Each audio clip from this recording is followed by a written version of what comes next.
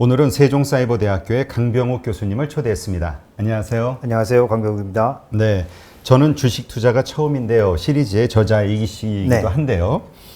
요즘 올해 들어서 주식 투자 붐이 확 일어났잖아요. 그렇습니다. 그래서 예. 동학개미라고도 표현하는 신규 그 초보 투자자들이 급증을 한 해인데 네.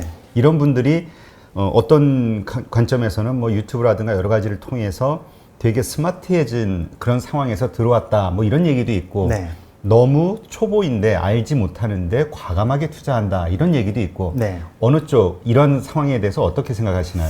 일단은 뭐 이제 동학개미 운동이라고 하는 것이 이 벌어지게 된 배경부터 좀 살펴보면 이게 학습 효과가 있는 거거든요. 우리가 이제 좀 돌이켜 보면 1600년대 초에 이 네덜란드에서 동인도 회사가 이제 만들어집니다. 이 동인도 회사라고 하는 것은 이제 인도나 중국하고 교역을 하기 위해서 만들어진 네. 그 이제 해상업체가 되겠는데 이 동인도 회사의 주가가 올라가요.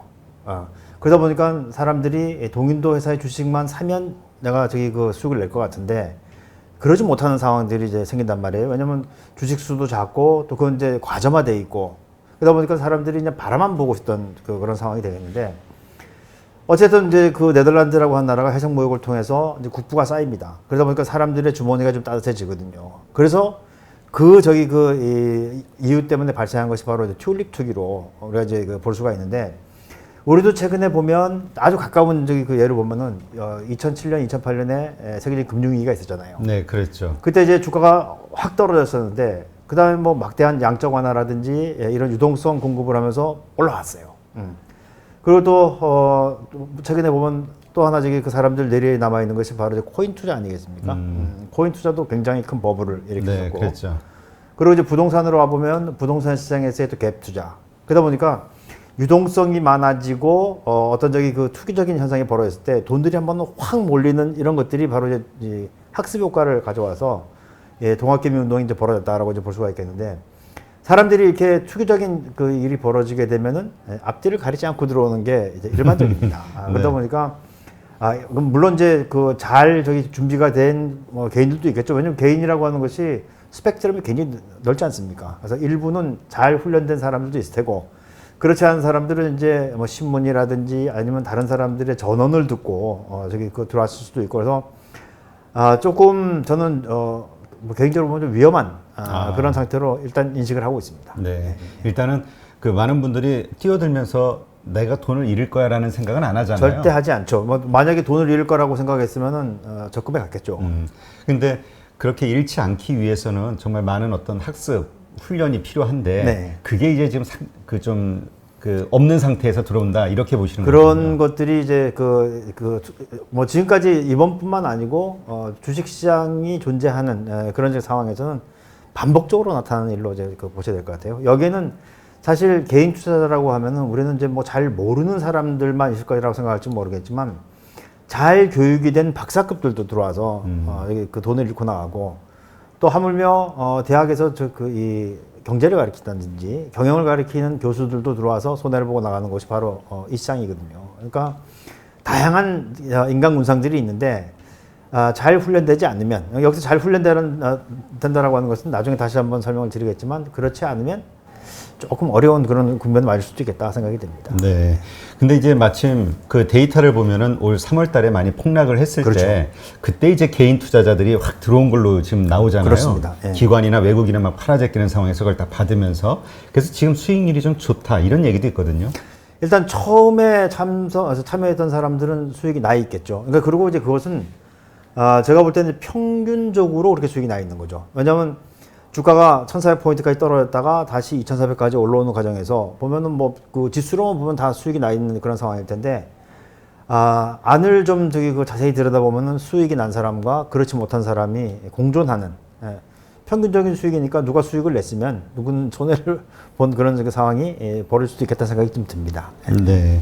그러면 요즘은 뭐 정보의 과거에는 이제 뭐 기관이라든가 이런 쪽은 좀 정보를 좀 개인보다는 여러 군데서 좀 고급 그렇죠. 정보를 많이 받았잖아요. 예, 예. 근데 이제 지금은 뭐 유튜브라든가 여러 가지 SNS를 통해서 이게 정부의 비대칭성이 사라졌다. 그래서 이제 개인들이 투자하기 아주 유리한 상황이다. 이렇게 생각하시는 분들도 있거든요. 그건 제가 볼 때는 조금 오해가 있는 것 같아요. 왜냐하면 정보라고 하는 것은 항상 비대칭 구조가 이제 생기게 되는데, 물론 이제 제도적으로 공정공시 제도라든지 이런 것들이 많이 돼 있죠.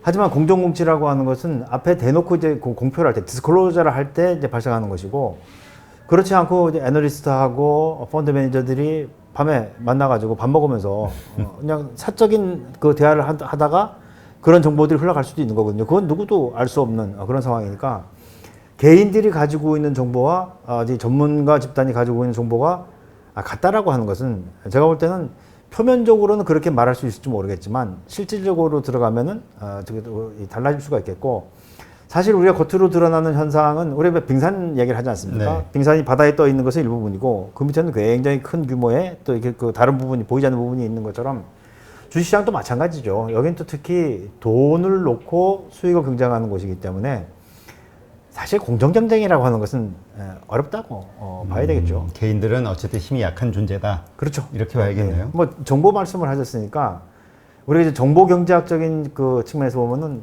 내가 가지고 있는 정보가 가치가 있으려면 내가 가지고 있는 정보와 다른 사람이 가지고 있는 정보가 달라야 되거든요. 그리고 내가 가지고 있는 정보가 더 정확해야 돼요. 그렇지 않고 모든 사람이 다 같이 공유하고 있는 정보의 가치는 제로입니다. 네. 그것으로부터는 수익을 낸다라기보다는 오히려 낭패를 보기 십상인 거죠. 네, 그렇게 말씀하시니까 또 이해가 되네요. 네.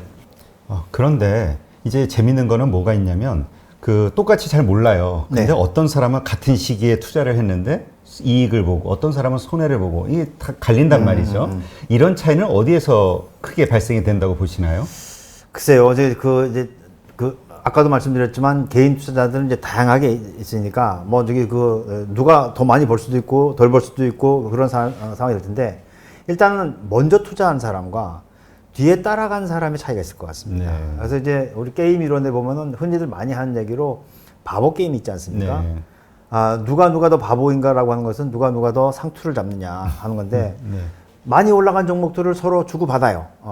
주고받는데 내가 제일 마지막에 바보는 아닐 것이다 라고 생각하는 사람들이 계속해서 이제 비딩을 하게 되는 그런 상황이 될 텐데, 일단 제일 꼭대기를 잡은 사람들이 나오게 되죠. 왜냐면 벌써 종목별로 보면은 정점을 찍고 조정을 받는 종목들이 많이 나오게 되니까 그런 부분들이 있을 것 같고요.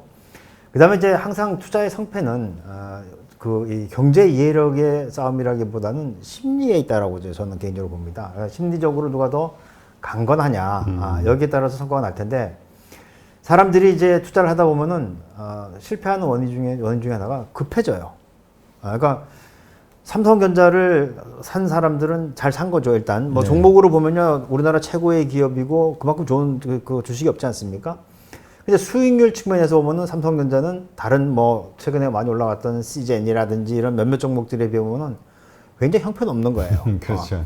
그러다 보니까 이제 내가 마음이 급해지죠. 나도 빨리 좀 더 수익을 높여야 되겠다. 그러다 보면 조금 더 리스키한 쪽으로 옮겨가다 보면 이제 좀 실패할 가능성이 있는 거죠. 근데 그래서 그런 분들은 아마 지금도 지수가 많이 올라왔음에도 불구하고 손실을 보고 계신 분들이 있을 테고, 진득하니 저기 남아있던 사람들은 수익률은 좀 부족할지 모르겠지만 좀 수익을 내고 있는 사람들이 있을 걸로 생각이 됩니다. 네.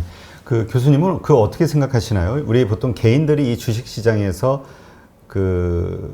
돈을 벌 수 있는 가장 좀 확률이 높은 방식은 가치 투자, 장기 투자, 이거라고 얘기하시는 분들이 있거든요. 네. 네.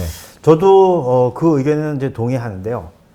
저는 이제 기본적으로 채권처럼 투자를 해야 한다. 여기에 이제 많이 주안점을 두고 있습니다. 왜냐하면 채권이라고 하는 것은 이제 복리 투자를 기본으로 하게 되는 상황인데, 이 복리 투자를 계속 역설했던 사람은 바로 이제 워렌 버핏이죠. 그래서 복리 효과가 가장 극대화될 수 있는 조건은 가장 높은 복리 수익률로 가장 길게 가는 건데요. 아무튼 가장 길게 가는 게 중요해요. 한 종목을 가지고 장기 투자를 하는 것이 중요한데, 아무 종목이나 사가지고 장기 투자한다고 해서 되는 건 아니거든요. 그러다 보니까 이 수익이라고 하는 것이 장기적으로 늘어날 수 있는 그 기업에 투자를 해서 그 기업 가치를 다 실현할 때까지 투자를 하는 건데, 문제는 그런 종목을 찾는 것이 굉장히 어려워요. 워렌 버핏이 입이 굉장히 거친 건 아세요? 거칠은가요? 그렇게는 생각을 안 해봤어요. 워렌 버핏은 주식에 대해서는 입이 굉장히 거칩니다. 그래서 이제 어떻게 얘기를 하냐면, 주식시장에는 극소수의 살만한 종목과 나머지 쓰레기가 있다. 아. 이렇게 이야기를 해요. 근데 제가 한 번은 이제 그 일반 투자자들이랑 같이 대화하면서 웬만하면 쓰레기 같은 종목을 투자하지 마시고 좀 좋은 주식을 투자하시라 했더니 사람들이 술렁술렁한 거예요. 그래서 왜 그런 거 봤더니 자기 종목을 쓰레기라고 했다는 거예요. 저는 종목 얘기를 하지 않았거든요. 그러니까 모든 사람들이 다 알고 있어요. 내가 투자한 종목이 대부분 전부 다 쓰레기 같은 종목이라고 하는 걸 다 알고 있으니까 그런 종목에서 빠져나와서 장기 안정적으로 수익을 줄 수 있는, 그러니까 이 여기서 이야기하는 수익이라고 하는 것은 주가 수익률이 아니고 이 영업이익률이 계속해서 안정적으로 늘어날 수 있는 그 기업에 투자하는 것이 필요하다. 이렇게 좀 보고 있고, 저도 이제 그런 쪽으로 글도 많이 쓰고 또 책도 쓸 때도 이제 거기에 이제 포커스를 두고 쓰고 있는 그런 상황입니다. 네. 그러면 지금 말씀하신 그 쓰레기 같은 대다수의 쓰레기 같은 주식, 그다음에 그 정말 보석 같은 그 가치주. 네. 이걸 어떻게 구분할 수 있을까요? 일단 이제 쓰레기 같은 그 주식은 뭐 너무 저기 많지만 내가 그 소비자들한테 소구할 수 있는 포인트가 가격 경쟁력밖에 없는 그런 거죠. 그러니까 나는 더 싸게 판다. 제가 이제 그런 질문을 해봐요. 두 가지 종류의 저기 그 주식이 있는데 하나는 나쁜 물건을 비싸게 파는 기업이 있고 하나는 좋은 물건을 싸게 파는 기업이 있습니다. 이 둘 중에 어떤 기업에 투자하시겠습니까? 라고 물어보면 10중 8구는 좋은 물건을 싸게 파는 기업에 투자하겠다. 네. 이렇게 얘기를 합니다. 근데 돌이켜보면은 주식 투자자 입장에서 보면은 좋은 물건을 비싸게 팔아야지. 그렇죠. 그걸 싸게 팔아서 뭐 저기 그 수익이 안 나지 않습니까? 이렇게 가격 경쟁에 들어가게 되면 어떤 기업도 살아남기 어렵다. 이건 이제 그 망고불변의 진리거든요. 근데 나쁜 물건을 비싸게 판다라고 하는 것은 나쁜 물건을 비싸게 팔 수 있는 포인트가 있을 거라는 겁니다. 거긴 바로 이제 독점적인 경쟁력이거든요. 그래서 이제 이렇게 가격 경쟁력만 가지고 있는 그런 기업들은 대체로 이제 쓰레기 이렇게 볼 수 있는 것이고, 그 다음에 수익이 한 번은 흑자, 한 번은 적자 이렇게 계속해서 그 수평으로 이렇게 변동하는 그런 기업들이 있거든요. 이런 것들은 미래를 예측할 수가 없어요. 네. 이런 것들도 대표적으로 쓰레기로 이제 분류를 할 수가 있겠고, 그리고 이제 그 정말 좋은 주식이라고 하면은 이제 워렌 버핏이 이야기했던 저기 그 종목 중에 유형이 하나 있는 게 뭐냐면 바로 톨 브릿지형 기업입니다. 톨 브릿지형 기업이라고 하는 거는 이제 그 브릿지, 즉 다리 위에 톨게이트가 있는 거예요. 네. 근데 우리가 이제 한강을 지나다니는 다리가 굉장히 많지 않습니까? 강남북으로 가는 다리가 딱 하나만 있다고 치고 그 중에 가운데 톨게이트가 있는 거예요. 독점이죠. 독점. 근데 버핏은 이제 독점에만 저기 그 신경을 쓴 게 아니고 이 기업이 가지고 있는 특성이 뭐냐면 독점력을 가지고 있더라도 내가 미래의 영업을 위해서 추가 투자를 하지 않는, 즉 이 자본적 지출을 하지 않는 그런 기업에 좀 주목을 하고 있는 거죠. 왜냐하면 미래 사업을 하기 위해서 내가 영업 비용을 쓴다든지 하게 되면 이제 그 프리캐시가 많이 줄어들게 되거든요. 예를 들면 삼성전자가 지금 이야기되는 것은 3분기에 한 10조 정도의 영업이익이 발생할 것이다. 네. 이런 저기 컨센서스들이 좀 나오고 있지 않습니까? 그러면 이제 딱 맞지는 않겠지만 올해 중에 뭐 삼성전자의 영업이익이 예를 들어서 한 30조 정도라고 이제 가정을 하면, 근데 삼성전자가 이제 뭐 앞으로의 투자를 하기 위해서 반도체 증설을 하고 그다음에 스마트폰 개발을 하고 하는 데 있어서 한 15조 정도를 갖다가 자본 지출을 했다고 이제 가정을 하면, 우리는 머릿속으로는 삼성전자가 30조짜리 기업이라고 생각할지 모르겠지만 실제로 삼성전자가 운용할 수 있는 프리캐치는 15조밖에 안 되는 거예요. 네. 그러다 보니까 이 톨브릿지형 기업을 찾는 것이 굉장히 어렵다. 그래서 아마도 워렌 버핏도 저희 그 본인은 그런 얘기를 하지 않지만 워렌 버핏을 가장 옆에서 잘 보고 책을 쓴 사람이 있어요. 그 며느리거든요. 그래요? 그 메리 버핏이라고. 아마 우리나라에 번역돼서 나온 책 이름은 주식 투자 이렇게 하라고. 원 제목은 버핏톨로지예요.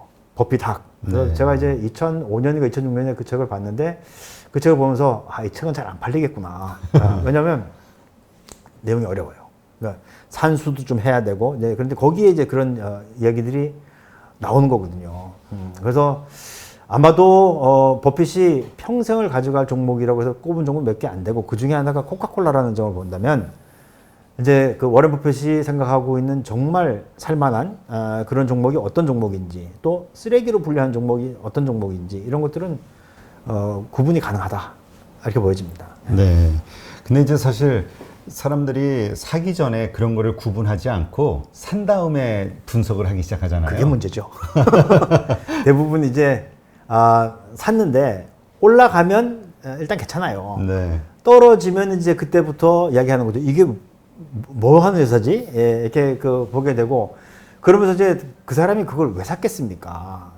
전화를 받고 샀겠죠. 속삭이는 목소리로. 지인들의 추천. 그렇죠. 그러다 보면 이제 사서 떨어지게 되면 막 화를 내는 거예요. 네가 나를 어떻게 보고 이런 정말 허접스러운 종목을 추천했냐. 그래서 서로 싸우기도 하는데 모든 결정은 본인이 하는 거니까 본인이 책임을 져야 되는 거죠. 네. 네. 그러면 그러한 이제 그 주식을 이제 샀습니다. 그러니까 잘 네. 모르는 상태에서 이게 괜찮은 것 같아 해서 샀어요. 근데 말씀하신 대로 쓰레기 주식에 포함이 되는 그런 주식입니다. 그렇다면 그거는 내가 손해를 어느 정도 보고 있다 하더라도 매도를, 그러니까 손절을 해야 되는 겁니까? 아니면은 그래도 뭐 어떻게 매도의 원칙을 어떻게 가져야 될까요? 그거 이제 그 질문을 많이 받는 질문 중에 하나인데요. 네. 일단 이제 투자를 이제 어떤 식으로 했느냐가 중요할 것 같아요. 그래서 소위 이야기하는 그냥 그 몰빵 투자를 하는 경우도 있을 테고, 아니면 뭐 한 세 종목 정도 그 분산 투자를 하는 경우도 있을 테고, 요즘 또 개인 투자자분들 중에 보면은 한 10종목씩 가지고 계신 분들도 있어요. 근데 이 10종목씩 가지고 계신 분들의 특징은 뭐냐면 먼저 산 종목이 떨어지는 거예요. 그러다 보니까는 이제 내가 스트레스 받으니까 그냥 내비로 두고 또 돈을 가져서 또 다른 종목 사고 또 다른 종목 사고 이런 경우가 있는데, 이거는 이제 제가 설명하지 않도록 하겠고요. 만약에 한 종목을 가지고 있다면 이건 굉장히 빨리 손절을 해야 됩니다. 그렇지 않으면, 그리고 이제 투자를 하실 때 나는 예를 들어서 10% 떨어지면 난 무조건 팔 거야, 이렇게 생각을 하고 있으면 팔아야 돼요. 근데 대부분의 사람들이 10% 떨어지면 자기한테 관대해집니다. 10%나 떨어졌는데 내가 반등하면 팔겠다. 대부분의 이제 일반인들의 심리가 이제 그렇거든요. 그렇죠. 그런 마음이 딱 드는 순간에 이제 뭐 3분의 1 토막 또 5분의 1 토막 이렇게 되는 거죠. 그래서 우리가 이제 주식시장에 속설로 그런 얘기 많이 하지 않습니까? 내가 이제 뭐 고등어냐, 갈치냐, 이런 얘기 많이 하는데, 고등어는 이제 반으로 딱 나눠서 이제 반 토막만 나지만, 갈치 같은 경우에는 보통 5토막으로 하면 5분의 1 토막까지 날 수가 있는 거니까 조심해야 되겠고, 그리고 아차해서 예를 들어서 손실을 50%를 봤다. 그럼 뭐 우리 다 아는 얘기지만 다시 원금을 회복하기까지는 100% 올라야 되는 거거든요. 네.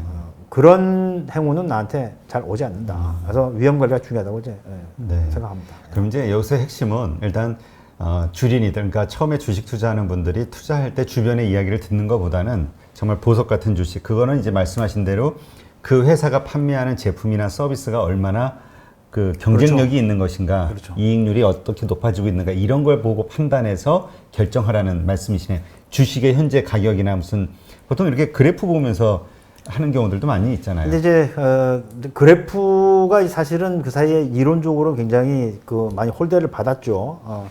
근데 그래프가 홀대를 받는 이유는 뭐냐면 이 기술적 분석이 가지고 있는 치명적인 가정상의 그 결점이 있어요.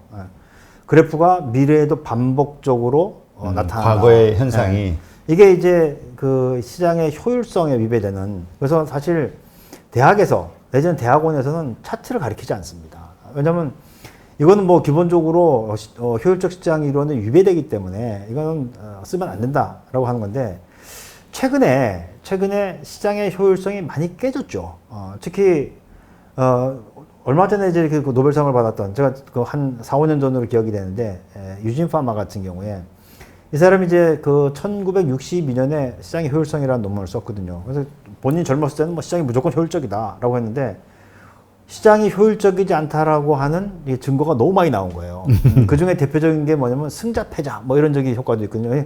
저포주 효과라든지 1월 효과라든지 뭐 소기업 효과라든지 이런 거는 말고, 기술적으로 5년 동안에 많이 올라가던 종목이 그 다음 5년 동안에 성과가 나쁘고, 5년 동안 쭉 떨어졌던 것이 그 다음 5년 동안에 좋아지고, 이건 다분 이제 기술적인 상황들을 이야기하는 거거든요.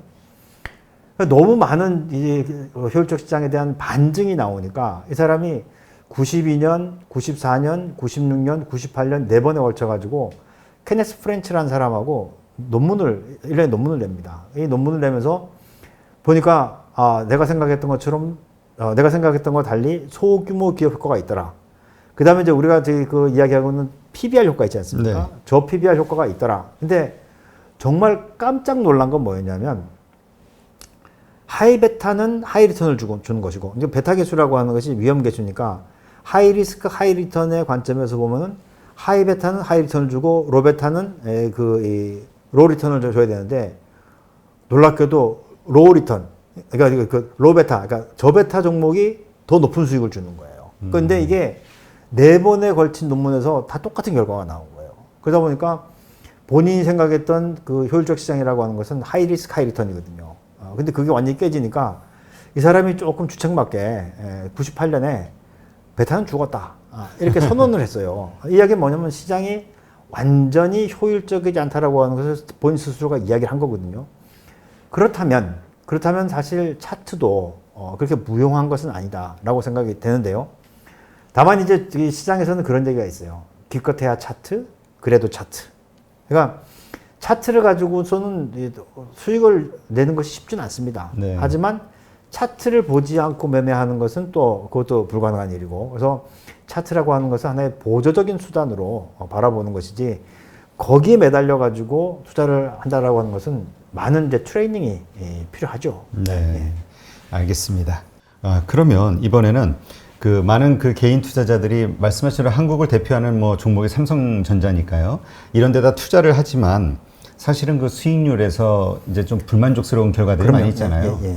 그러니까 주변에 보면 뭐 중소형주나 아니면 테마주 같은 경우는 뭐 언택 이런 화두를 띄고 있는 이런 것들 보면은 막 하루에도 막 몇 프로씩 올라가고 10%씩 올라가고. 네.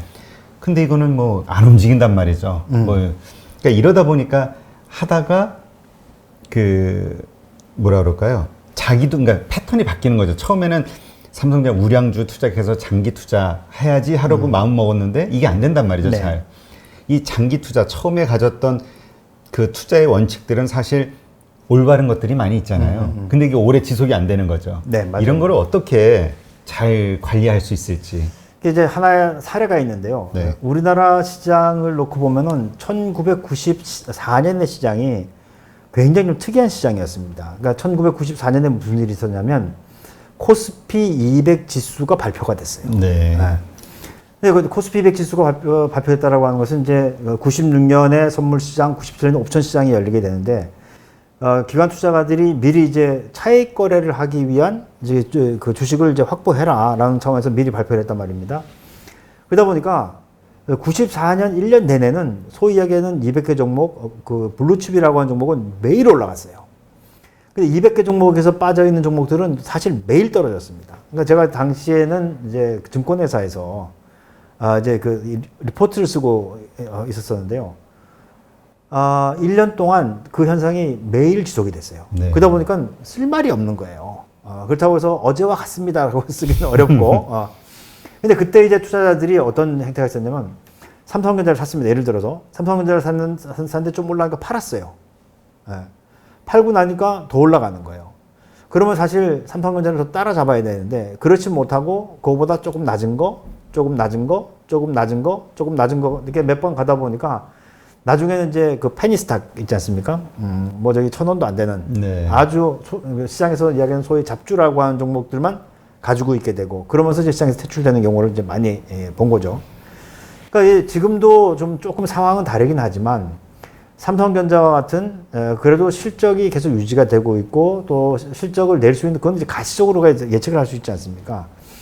근데 지금 이제 언택이라든지 아니면 제약바이오라든지 이런 쪽에는 사실 수익 실현 가능성이 조금 퀘스천 마크가 있는 것들이 굉장히 많죠. 그러니까 이제 안전한 쪽에서 조금 더 위험한 쪽 이렇게 넘어가다 보면은 그것이 이제 선순환했을 때는 괜찮지만 중간에 한번 지뢰를 밟게 되면 그냥 뭐 발목 지뢰를 밟으면 괜찮은데 조금 센 걸 밟으면은 대전차 지뢰. 예, 뭐 대전차 지뢰는 우리가 밟아도 저기 터지진 않을 테니까요. 그렇죠. 좀 뭐 크레모나 이런 거 저기 잘못 밟으면 이제 큰일 나듯이 그런 일들을 당할 수도 있지 않겠나 생각이 되죠. 예. 네. 그러면 요즘 이제 그 투자자들이 뭐 있어 공모주 청약할 때도 뭐 몇십 조가 몰리고 이러잖아요. 그렇습니다. 워낙 인기 있는 종목들이다 보니까.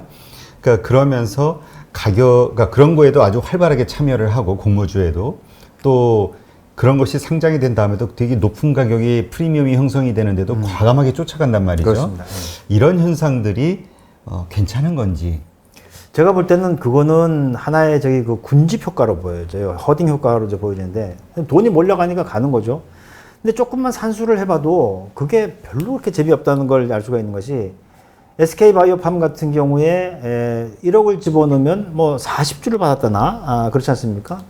그 최근에 있었던 그 카카오 게임즈 같은 경우에는 뭐 1,000만 원 집어넣으면 한 주도 받지도 못하고 그러다 보니까는 그게 시장에서 뭐 요즘에 신조어로 나오지만 따상 뭐 따상에 따상상 이렇게 가더라도 내가 뭐 예를 들어서 10주를 받았다, 5주를 받았다면 수익률은 클지 모르지만 수익 금액은 작단 말이에요. 기회비용은 크고. 그래서 이렇게 따라가는 것은 제가 볼 때는 합리적이진 않아 보인다 생각이 되고요. 그리고 우리 이제 증시 격언에 보면은 사람들이 가지 않는 길에 뒤안길에 꽃길이 있다.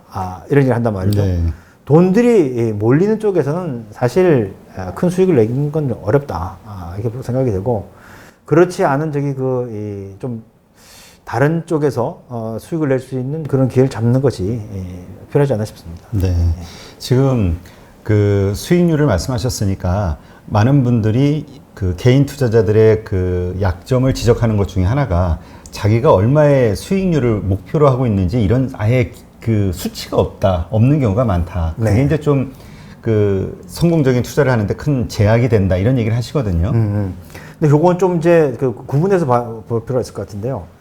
저도 이제 그 한 번씩 물어봅니다. 지금 이제 제로금리잖아요. 그러니까 이제 흔히들 사람들이 이제 금리랑 많이 비교를 하는데 지금 제로금리 상황에서 주식 투자를 하면 연평균 기대 수익률을 얼마로 생각하십니까? 라고 하면 이제 막 저기 그 눈이 화사합니다. 그래서 얼마를 저기 그 이야기해야지 칭찬을 받을까 이런 생각을 하죠. 그러면서 이제 조심스럽게 내놓는 저기 이 퍼센테이지가 10% 이렇게 이야기를 해요. 그러니까 이제 저는 그 단도직입적으로 이야기할 때 주식 투자를 하면은 연평균 수익률 20% 돼야 한다. 라고 생각합니다. 근데 문제는 이런 거예요. 높은 거 아닌가요? 아까 이 말씀을 한번 들어보시면 근데 이게 그 매년 누적적으로 20%씩 그 수익을 내는 사람은 존재하지 않습니다. 네. 아무리 저기 그 뛰어난 펀드 매니저도 매년 20%씩 누적을 해서 수익을 낸다면 그 사람의 연봉은 어마어마할 거예요. 그리고 그런 사람이 존재하지 않는 것도 사실이고요. 이런 건 있을 수 있을 것 같아요. 예를 들어서 3년에, 뭐 속된 말로 3년에 더블, 5년에 더블. 이거는 제가 볼 때는 지금 시장에서는 가능해 보이거든요. 네.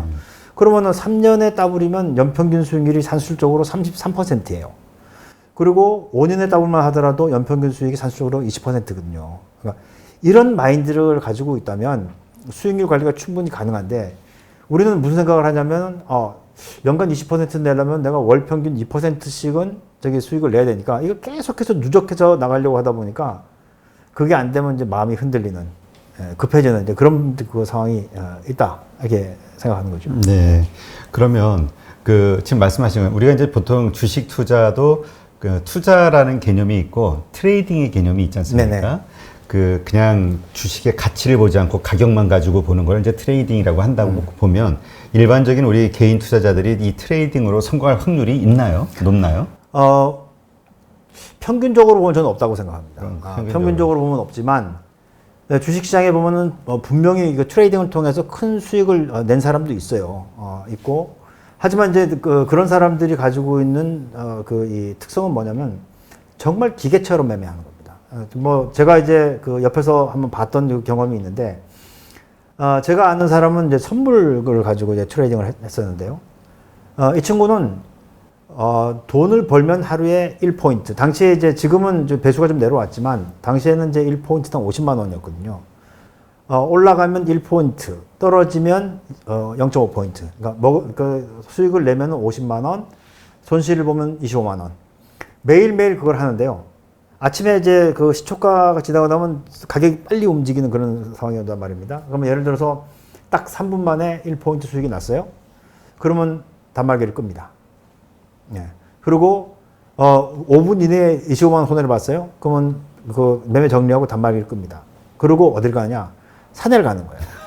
근데 지금은 이제 우리가 모바일이 되기 때문에 그렇지 이제 못한 부분도 있겠지만 당시에는 이제 그 HTS만 있었던 이제 시대니까 그 자기가 그걸 꺼내서 하루에 1포인트를 내가 더 수익을 내면은 그러면 100만 원 되는 거 아닙니까? 하지만 그거 자기 원칙이 아니기 때문에 인간의 감정을 배제하고 기계처럼 할 수 있으면 제가 성공할 가능성이 있다고 보는데요.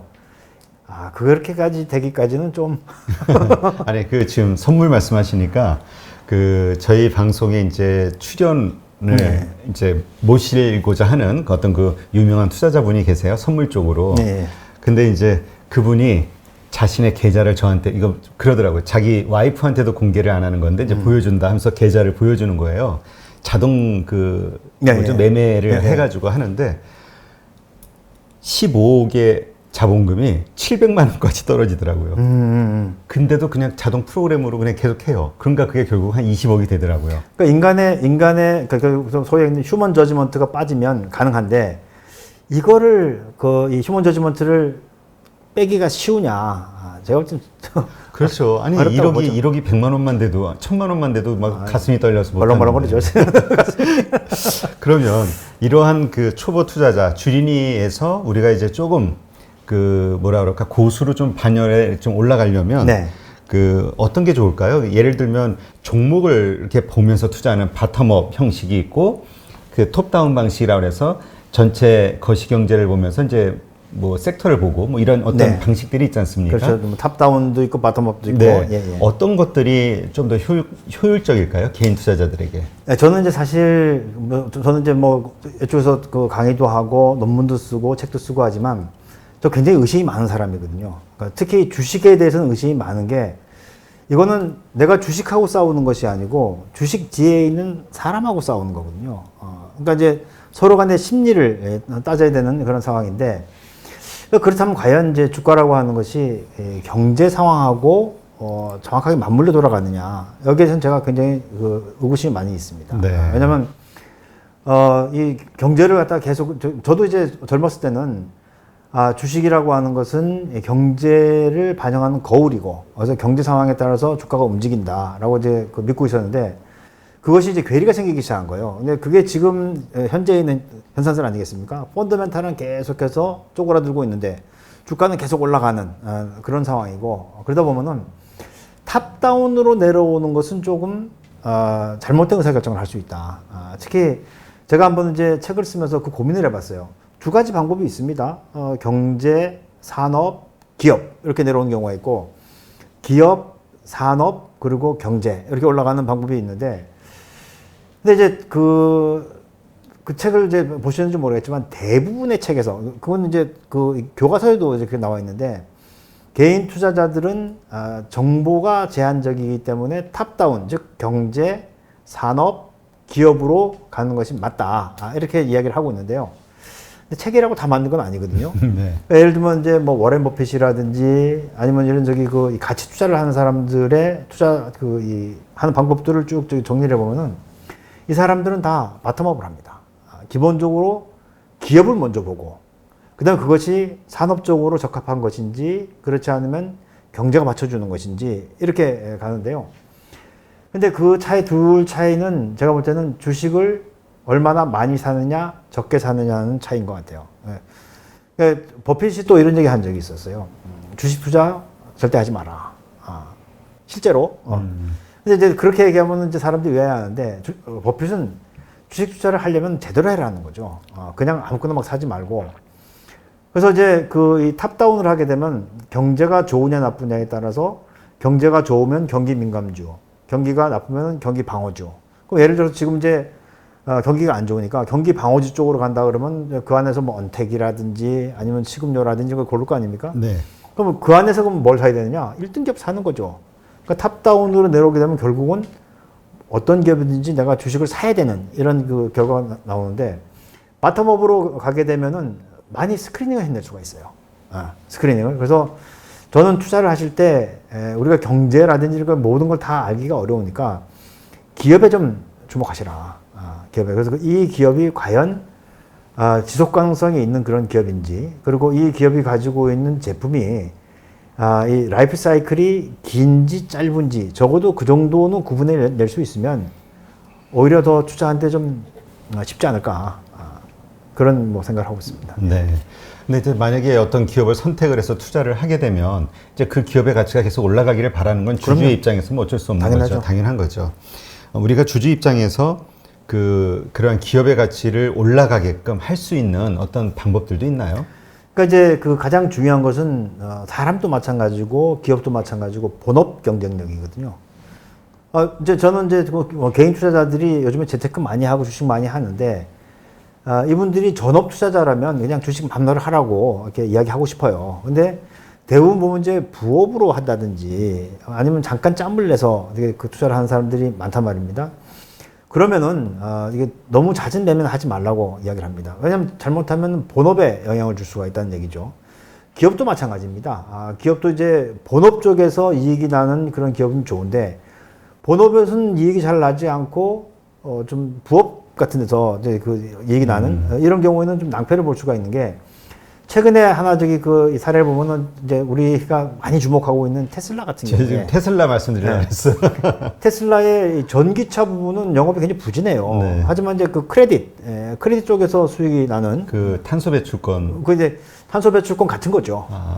뭐 탄소 배출권이라고 이야기해도 상관이 없는 네. 상황이고 이거는 사실 본업은 아니잖아요.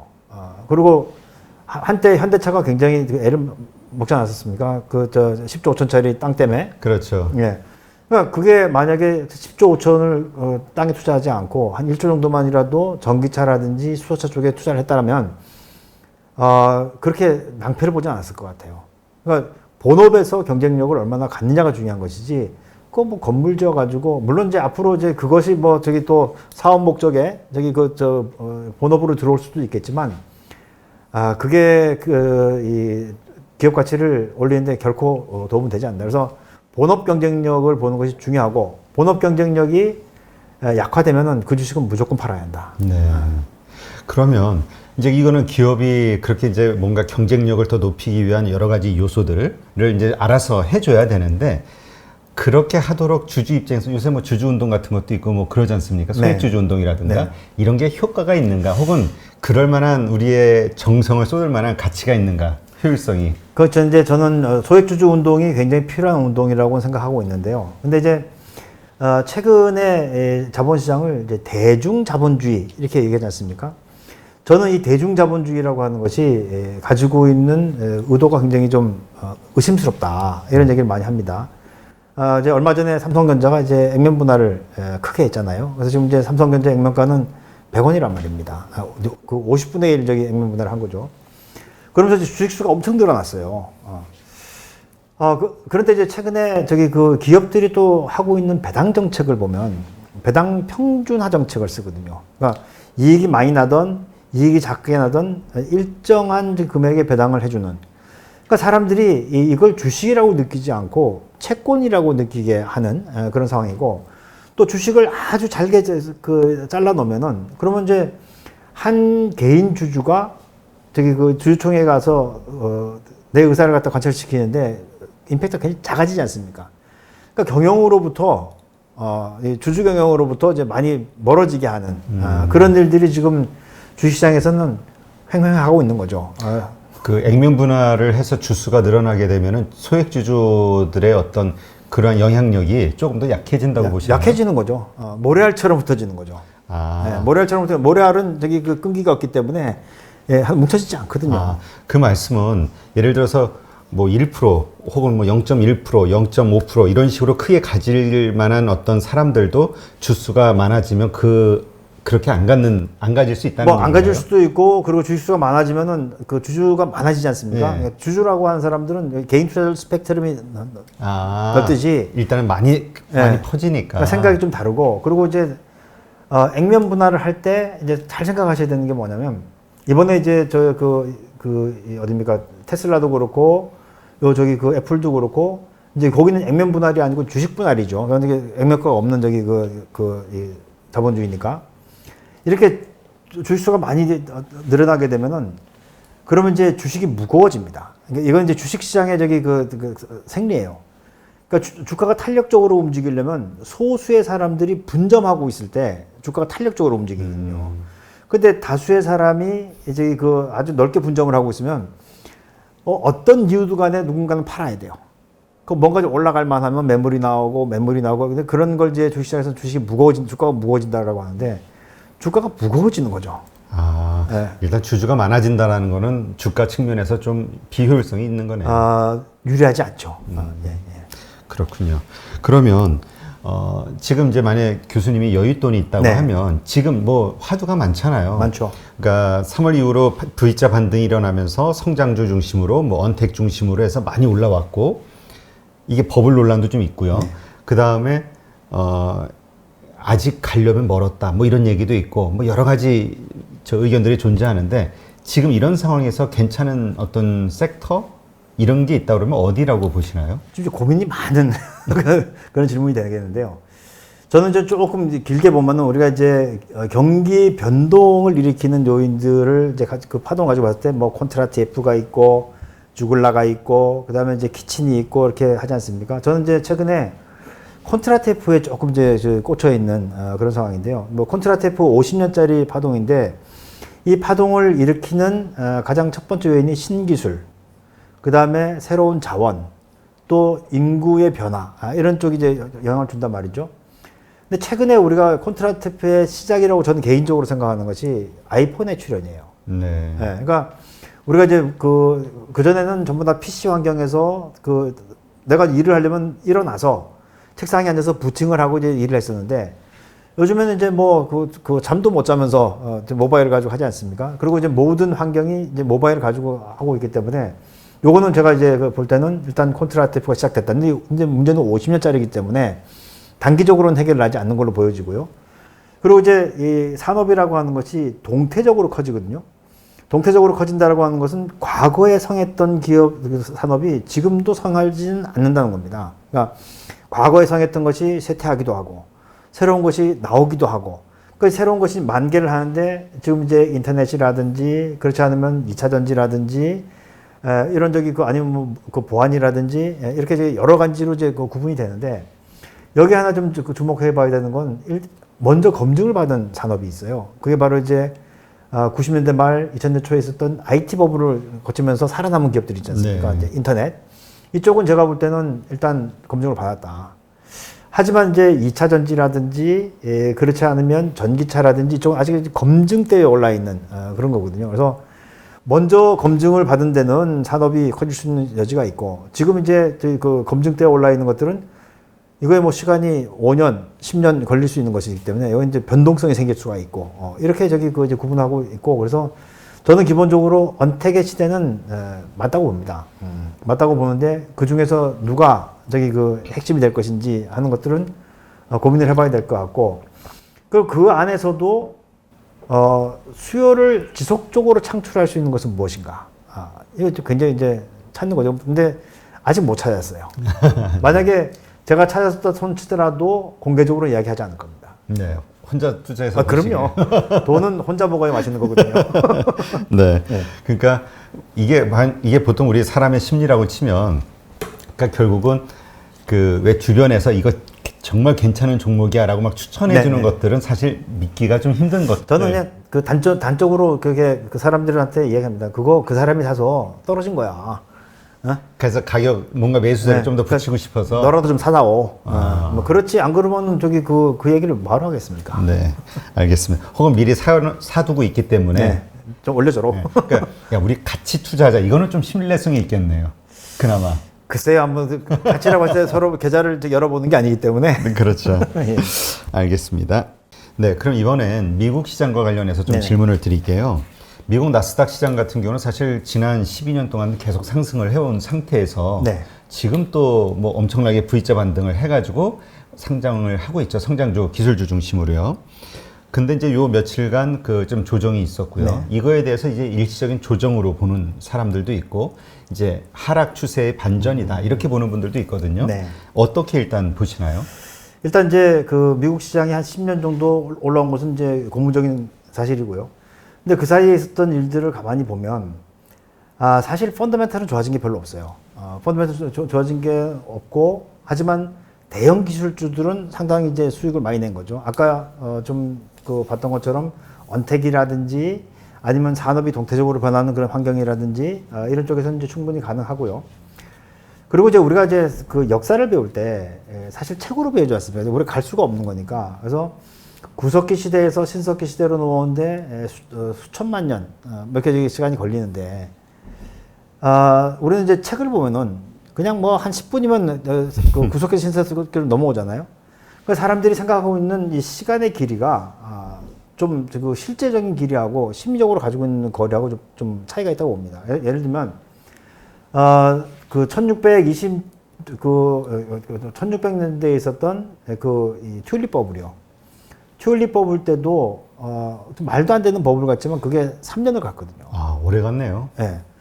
그리고 또 하나 보면은 그 미국이 대공황 전에 대공황 전에도 보면은 1923년부터 1929년까지 굉장히 많이 올라갔는데 실질적으로는 마지막에 이 기울기를 가파르게 올라간 것은 1927년부터 올라가요. 그러니까 이게 버블이 한번 시작되면은 그러면 적어도 3년, 5년 간다. 이렇게 보시면 될 것 같고. 그러니까 이제 아직까지도 뭐 국내 시장 같은 경우는 이제 이 동학개미 운동이라고 하는 것이 그 진행되는 것이 좀 더 갈 수 있는 그런 상황인 걸로 보여지고 미국 시장 같은 경우는 이제 좀 생각을 좀 달려야 되는 것이 돈을 너무 많이 풀었다. 우리가 이제 2007년 이전에 미국의 본원 통화가 1조 달러였거든요. 근데 10년이 지난 2017년에 보니까 그게 4조 5천억 달러가 된 거예요. 본원 통화만 3조 5천억 달러의 증발이 있었거든요. 네. 근데 더 재밌는 거는 최근에 이제 코로나 국면을 맞았잖아요. 그래서 지금 이제 미국이 1차, 2차, 3차, 4차까지 이제 재정 정책을 폈고 이제 5차에 가서 지금 더 하느니 마느니 지금 이제 민주당하고 공화당하고 이제 싸우고 있는데 그 사이에 어느 정도의 돈이 풀렸냐면 5조 달러가 풀렸어요. 5조 달러라고 하면 어느 정도의 규모냐면 일본의 1년 GDP입니다. 이것을 단지 경기가 쓰러지는 것을 붙잡기 위해서 그냥 일본의 1년 GDP를 쏟아 부은 거예요. 근데 이게 미국만 부었냐? 그렇지 않습니다. 그렇죠. 유럽도 LTRO를 통해서 했고, 일본도 아베노믹스를 통해서 엄청나게 했지 않습니까? 이거 지금, 둥둥 떠 있는 그런 상황이기 때문에 이게 지금 미국 시장이, 과연 이게 실물적인 현상으로 올라갔다면 제가 볼 때는 조정을 받아도 걱정은 없어요. 근데 제가 볼 때는 지금 움직이는 것은 금융적인 현상이기 때문에 아마 변동이 있게 되면 크게 출렁이는 이런 상황이 올 것 같고 이거는 이제 예측 불허죠. 지금은 이제 펀더멘탈로 재단이 안 되니까 이건 그때부터 이제 감으로 갈 수밖에 없는 그런 상황으로 보여집니다. 네, 그렇군요. 그러면 지금 그러니까 교수님도 지금 말씀하시는 거는 그러니까 지금 전체적인 경제 상황은 버블이거나 어떤 리스크 관리가 필요한 시점은 맞는데 이것이 이 상황이 언제까지 더 갈지는 지켜봐야 된다는 걸로 이해하면 될까요? 그렇습니다. 그 버블이라고 하는 것이 그냥 단기간에 꺼지는 것이 아니고 일정 기간 진행이 되면서 그러면서 이제 돈이 서서히 퇴장해 나가는 그런 모습들이 보일 거예요.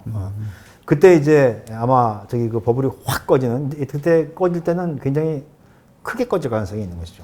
그러면 그런 꺼지기 직전에 발생하는 어떤 뭐 과거의 사례들을 보더라도 뭐 징조, 시그널 이런 것들이 뭐 있다고 생각하시나요? 뭐 사람들이 미치는 거죠. 시장에서. 우리 왜 예전에 그런 얘기 있지 않습니까? 뭐 그것이 이제 그분들 비하하는 게 아니고 지금은 HTS나 이런 걸 가지고 다 투자를 하고 있지만 예전에 이제 객장에 나와서 이제 주문지를 쓸 때 그때 보면은 객장에 장바구니가 보이면 끝이다. 뭐 중국 같은 경우는 최근에 객장에 이제 스님들이 보이면 끝이라고 휴먼 인덱스들이 있단 말이에요. 휴먼 인덱스요. 1929년 그 10월 24일 이렇게 기억이 되는데요. 이날이 이제 미국의 대공황이 시작되는 때인데 그때 이제 정확하게 그날인지 모르겠는데 그때 우화가 있지 않습니까? 재밌는 이야기가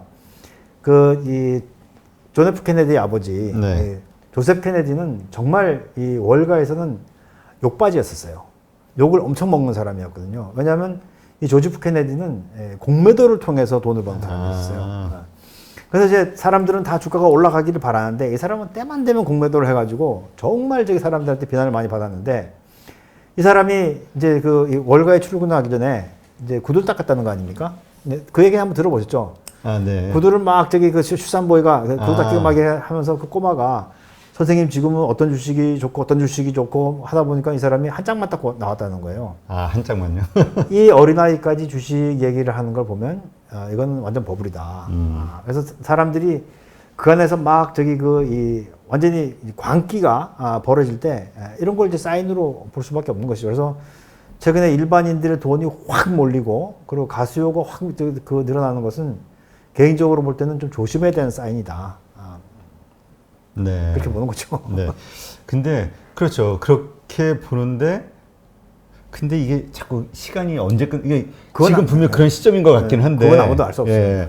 그러니까 지금 이렇게 조심을 처음에는 해야지 리스크 관리 해야지 하고 딱 빠졌단 말이에요. 근데 계속 가면서 더 자꾸 돈을 버네? 그러니까 못 견디는 거예요. 그러니까 구경하다가 열받아서 다시 들어갔는데. 이제 저는 개인적으로 인류 중에 이 가장 이 똑똑했던 사람, 이 만유인력 발견했던 사람 있지 않습니까? 뉴턴. 네. 아이작 뉴턴이 제가 볼 때는 아마 가장 똑똑했던 사람 중에 하나가 아닌가 싶은 생각이 드는데요. 뉴턴은 이제 캠브리지 대학에서 물리학을 강의도 했지만 이 사람은 일찌감치부터 경제계로 나와가지고 뉴턴이 이제 미국의 조폐국장이 있었어요. 아, 그래요? 예, 젊은 나이에. 근데 이제 미국의 영국의 조폐국장을 하고 있을 때 그때 세계적으로 아주 유명한 버블이 있었습니다. 그게 바로 이제 사우스시 버블이라고. 사우스시 버블을 해봐야 그 남해 회사거든요. 우리나라를 보면 결국은 이제 해상무역 하는 데예요. 해상무역 하는 데인데. 여기 버블이 딱 생기는 걸 알았어요. 그래서 이제 주가가 이렇게 올라갈 때 샀다가 팔았어요. 그래서 이제 돈을 벌었죠. 근데 이게 더 올라가 버린 거예요. 그러니까 이제 따라 잡은 거죠. 그리고 이렇게 떨어졌습니다. 그래서 그것 때문에 워낙 뉴턴은 돈이 많은 사람이었지만 그걸로 굉장히 큰 상처를 입었거든요. 심리적으로도 상처 입었을 것 같아요. 왜냐면 내가 그래도 한 가닥 하는 사람인데 그렇죠. 이게 주식 시장에서 내가 망가지는 걸 자존심도 상하고 그래서 뉴턴이 죽을 때 남겼다는 말이 있지 않습니까? 나는 천체가 움직이는 것을 초 단위로 다 계산할 수 있지만 주식시장에서 인간의 심리는 도저히 모르겠다. 네. 그렇죠. 그러니까 분명히 상식적으로 생각하고 합리적으로 생각하면 지금은 정말 리스크 관리가 중요한 시점인데 네. 다들 올라가는 쪽에 베팅을 하니까. 그리고 이제 주식시장에 보면 그런 얘기 있지 않습니까? 다 먹지 마라. 머리와 꼬리는 남겨둬라. 그런 거 아니겠습니까? 근데 다들 머리를 남겨놓으려고 했다고 생각을 하고 이제 했는데 지켜보니까 이거 몸통 아니었어? 막 이런 생각. 오히려 이제 머리는 크고 몸통은 작은 아구 같은 네. 그런 것일 수 있는 거죠. 네. 그러니까 하여튼 분명히 이제 중요한 어떤 변곡점이 다가오는 것 같은 느낌은 드는데 일단 시장에서 움직이는 심리의 움직임을 보면 네. 근데 하지만 아까도 말씀드렸듯이 정말 말도 안 되는 튤립 투기도 3년을 갔거든요. 네.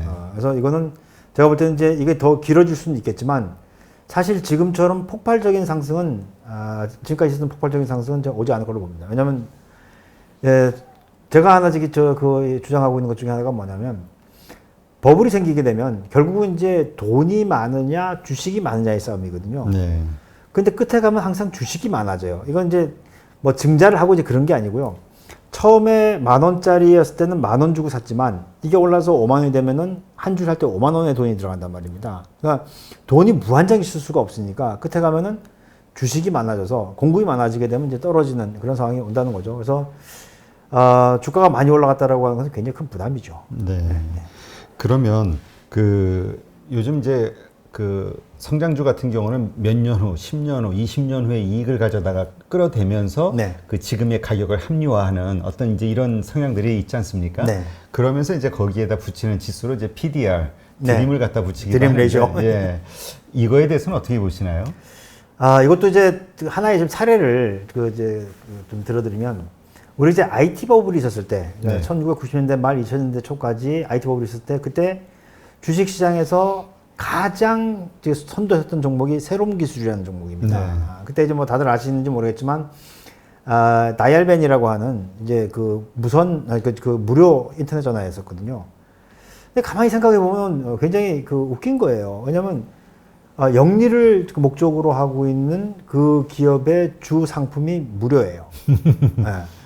그러니까 이거 주가가 올라가는 것을 제가 당시에 이제 VC에 있는 사람들, 벤처 캐피탈에 있는 사람들이랑 같이 이야기를 할 때 나는 개인적으로는 이해를 잘 못하겠다. 왜냐하면 아니 그 돈을 벌어야 하는 기업이 돈을 벌지 않고 무료로 이렇게 하는 것이 과연 이렇게 높은 저기 그 밸류에이션을 받을 그 이유가 있느냐라고 했더니 그때 제가 비난을 굉장히 많이 받았습니다.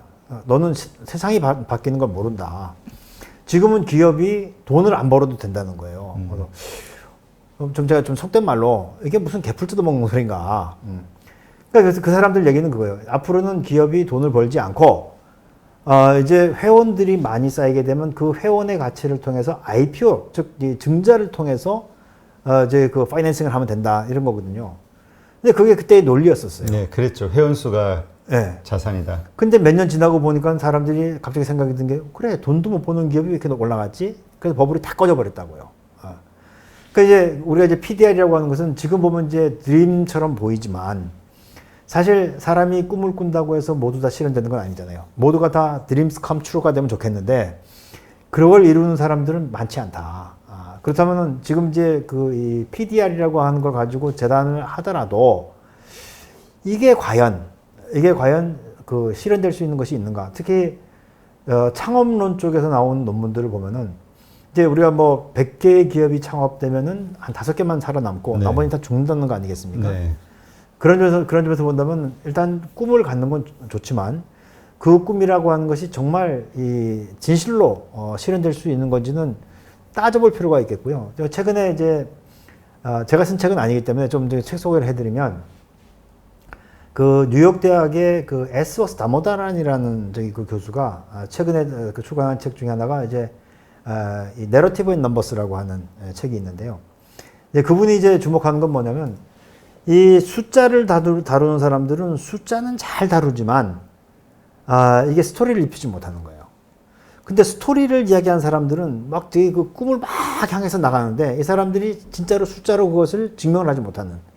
그래서 이제 내러티브들, 그러니까 스토리텔러들하고 저기 그 컴퓨팅하는 애들, 그 숫자를 가지고 있는 애들하고 잘 결합을 시켜서 그래서 제대로 된 저기 그 이 투자 포인트를 잡자라고 하는 것이 이제 그 책의 주안점이 되겠는데 최근에 이제 여기에 좀 꽂혀 있는 곳이 바로 이제 SK그룹입니다. SK그룹의 이제 그 회장님께서 그 책을 보신 거예요. 네. 그래서 이제 전 저기 그 계열사들한테 좀 교육을 시키고 있는데 거기서 이제 그 이 PDR 이야기를 많이 하고 있어요. 그래서 어떻게 좀 정리를 해야 될지 저도 좀 고민입니다. 그러니까 이게 뭐죠? 그 지금 일어나고 있는 현상을 가장 그래도 좀 합리적으로 설명하는 것처럼 보이는 네. 수치다 보니까 좀 신뢰성이 자꾸 높아지는 것 같아요. 그러니까 우리 스스로 여기에 좀 그렇죠. 이제 매몰되는 그런 인식을 같이 함께하는. 그래도 실제로 그것이 실현되는 것은 굉장히 작을 것이다. 뭐 예전에도 90년대에 그런 얘기들이 많았거든요. 물로 가는 자동차, 네. 그다음에 원더캔, 뭐 맞아요. 예. 그 바로 따면은 뭐 시원해지는 거. 네. 근데 뭐 그 음료수 하나에 1,000원인데 그 원더캔에 그 저기 그 원가가 5,000원이면 안 되는 거죠. 네. 네. 그러면 분명히 지금 어떤 리스크적인 관점에서 뭔가 조심해야 되는 상황인데 이 리스크 해치 전략을 개인들도 할 수 있을까요? 뭐 여러 가지 방법들이 있을 걸로 생각이 되는데요. 첫 번째는 이제 분산 투자를 하시는 거예요. 분산 투자를 하시는데 이제 분산 투자를 하자고 하니까 그 사람들이 막 종목을 많이 사는 경우가 있는데 개인 투자자들 같은 경우는 관리 한계가 있거든요. 그래서 제가 볼 때는 세 종목을 넘어가면 안 되겠다. 세 종목을 넘어가게 되면 그러면 이제 관리 한계를 벗어나게 되고 자칫하면 이제 주식을 속된 말로 이제 그냥 내버려두는 이제 무관심하게 되는 그런 이제 상황이 될 수가 있으니까 종목을 분산 투자라고 하면은 뭐 5종목까지 가지 말고 3종목 정도만 갔으면 좋겠고 이렇게 이제 지금 현재에서 종목의 수를 가지고 포트폴리오를 짜는 경우도 있지만 또 하나 저희 그 생각을 해볼 수 있는 것은 이제 시점간 포트폴리오거든요. 시점간 포트폴리오라고 하는 것은 이제 우리가 좀 쉽게 얘기하면 적립식 투자예요. 그러니까 이제 그 2020년 1월에 삼성전자와 2020년 2월에 삼성전자는 같은 종목이냐 다르다는 거거든요. 기업 가치가 바뀌어 있기 때문에. 그래서 저는 개인적으로 인류가 고안해낸 투자법 중에서 가장 우수한 방법은 바로 적립식이다. 이건 한번 적극적으로 사용해 보셨으면 좋겠고요. 그 다음에 이제 그 이 비대칭적 레버리지 전략이라고 하는 이런 저기 이제 그 용어들이 아마 조금 있으면 이제 여러분들이 듣게 되실 거예요. 그래요? 제가 한 얘기는 아니고요. 이 저기 저기 그 전략은 뭐냐면 위험은 낮게 그리고 수익은 높게. 그러니까 위험은 충분히 관리를 하면서 수익을 낼 수 있는 그런 저기 그 방법들을 찾아보는. 요건 이제 예를 들면 뭐 옵션을 좀 이용한다든지 이런 방법들이 있을 걸로 보여지고요. 무엇보다 중요한 것은 이제 개인 투자자들이 제일 못하는 것이 로스컷이죠. 손절. 예. 그러니까 원래는 우리가 수익을 내는 것부터 배우는 게 아니고 손절을 얼마나 잘하느냐 이것부터 원래 사실 배우는 거거든요. 근데 손절을 잘 하지 못하면 그러면 위험 관리는 뭐 저 멀리 가 있다고 이제 봐야 되는 거죠. 네. 근데 또 이렇게 얘기하시는 분도 있거든요. 내가 처음부터 우량한 가치주를 샀을 경우에 가격이 떨어지면 그건 더 사야 되는 이유가 되는 거 아니냐. 물론 그렇죠. 예. 근데 그것이 정말 가치 있는 주식인지는 각자의 판단. 그러니까 실제로 그런 거라면, 그러니까 장기 투자를 목적으로. 그렇다면 이제 그런 건 좀 견뎌내야죠. 근데 대부분의 사람들이 그것을 이제 그 옥석을 가릴 수 있는 눈이 있느냐. 여기는 좀 이제 그 퀘스천 마크가 있는 거죠. 그래서 요즘 그 개인 투자자들이 펀드나 이런 데서 펀드 수익률도 그렇게 좋지가 않잖아요. 좋지 않죠. 그러니까 전문가한테 맡겼는데 오히려 수수료만 빠져나가고 수익률이 안 좋아서 불만들이 차면서 그래서 이제 직접 투자하거나 아니면 ETF로 넘어오는 경우가 많은 맞습니다. 것 같아요. ETF가 지금 가장 유행하고 있는 이유 중에 하나가 수익이 된다. 이거에 대해서는 어떻게 보시나요? 뭐 그거는 자연스러운 현상이라고 봅니다. 왜냐하면 이제 펀드의 사이즈가 커지면 공모 펀드들이 사이즈가 커지면은 결국은 어디에 수렴하냐면 시장 수익률에 수렴을 하게 되거든요. 그러다 보면 이제 시장에서 보면은 10배짜리, 5배짜리 이런 것들이 움직이게 되니까 펀드 수익률이 맞질 않는 거예요. 그러다 보면 이제 펀드를 깨서 이제 그 직접 투자자로 넘어오는 거죠. 최근에 간접 투자에서 직접 투자로 넘어온 돈이 한 20조 원 정도 된다고. 엄청나네요. 예, 이야기를 하고 있고. 그러니까 뭐, 그래서 저는 그 지금처럼 종목이 움직이는 시장에서는 그런 현상은 자연스러운 현상이다라고 이제 보여지는데, 근데 문제는 이제 내가 종목을 사려고 해도, 이게 딱 저기 찾아내기가 어려우니까 섹터에 있는 ETF 쪽으로 좀 몰리는 경향이 있어요. 이거는 저는 볼 때는 바람직하다고 봅니다. 하지만 이제 ETF도 가면 레버리지, 곱버스 뭐 이런 쪽으로 가시는 분들은 위험해요.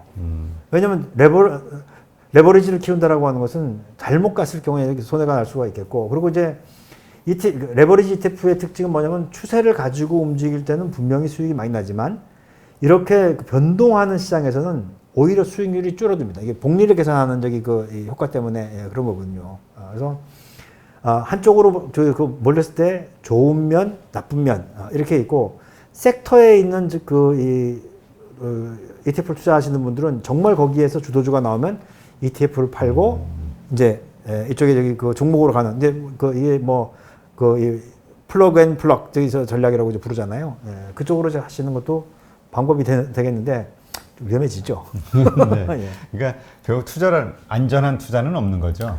그렇죠. 예. 뭐 안전하게 하시려면 적금으로 가셔야 되는 거죠. 그렇죠. 그렇기 때문에 리스크는 분명히 있다라는 거를 염두에 두시면 그만큼 또 투자 행위가 되게 신중해질 수 있는데 모두가 다 이기는 것만 생각하다 보니까. 네, 그렇습니다. 예. 그래서 이제 오늘 교수님이 말씀하신 것처럼 이러한 어떤 리스크적인 요소들도 한번 점검을 해보시고 자신의 어떤 투자 스타일이나 성향에 대해서 한번 점검을 해보시는 것도 좋은 방법이 되지 않을까 싶습니다. 마지막으로 또 우리 주린이들, 새로운 주식 투자자들, 투자자로 성공하기 위해서, 성장해 나가기 위해서 가장 중요하다고 생각하시는 게 하나 있다 그러면 한번 설명을 해주시죠. 저는 뭐 개인적으로는 스스로 생각하고 스스로 판단할 수 있는 능력을 기르는 것이 가장 중요하다라고 생각이 듭니다. 요즘에 이제 주식시장이 좀 된다고 하니까 저한테도 이제 유튜브 추천 이 동영상들이 뜨는데 뭐 3000% 이런 정말 말도 안 되는 그런 이 추천 동영상들이 뜨고 있거든요. 사람들이 근데 그런 걸 보면은 마음이 혹해요. 네. 남이 이야기해 주는 것은 결코 나한테 돈이 되지 않는다. 그래서 본인 스스로가 생각하고 스스로 판단할 수 있으면 가장 좋겠는데, 우리가 하나 빠지지 말아야 되는 것이 뭐냐면 바로 정보의 함정에 빠지지 말아야 됩니다. 우리는 이제 개인적으로 보면은 이 정보가 되게 많이 있기 때문에 사람들이 오히려 이 문제를 일으키는 게, 사람들이 정보가 많아지면 자기 과신의 함정에 빠져요. 그러니까 내가 이 정보를 가지고 있으면 마치 돈을 벌 것처럼 생각이 되는데, 모두 말씀드린 바와 같이 남들과 똑같이 알고 있는 정보의 가치는 제로다, 이렇게 보시면 되겠고, 마지막으로 한 가지 좀 당부드리고 싶은 건 뭐냐면 저도 사실 보면은 최근에 책 판매 부수가 많이 늘었어요. 아, 네. 근데 그게 늘어나는 거 보면서 제가 좀 사실 좀 불안한 것이 있는 게 재테크 책은 용어를 해결하기 위해서 보는 거예요. 근데 주식 좀 공부하자라고 하면 전부 다 앉아가지고 주식책, 재테크책 이런 거 가지고 있는데 거기에는 성공 투자의 길이 나오지가 않습니다. 이건 이제 그냥 기본적인 걸 해결하기 위한 것이지 제가 볼 때는 책을 좀 많이 읽으셔야 되는데 앞으로는 어떤 책을 읽으셔야 되냐면 기술에 대한 책 그리고 또 미래 사회에 대한 책 그것도 어려우면은 인문학 책을 보시라. 왜냐하면 주식시장은 사람들이 플레이를 하는 곳이지 주식이 플레이를 하는 곳은 아니거든요. 그래서 좀 독서를 좀 폭넓게 하시면서 거기에서 좀 마음도 좀 다스리시고 또 거기에서 종목을 좀 찾는 그런 그 노력이 필요하지 신문에 나오는 것에서는 제가 볼 때는 정말 좋은 주식은 나오지 않는다. 이렇게 보여집니다. 네, 알겠습니다. 네, 오늘 정말 좋은 인사이트를 함께 이렇게 공유해 주신 저는 주식 투자가 처음인데요. 책의 저자이신 세종사이버대학교 강병욱 교수님께 다시 한번 감사 말씀드립니다. 고맙습니다. 고맙습니다.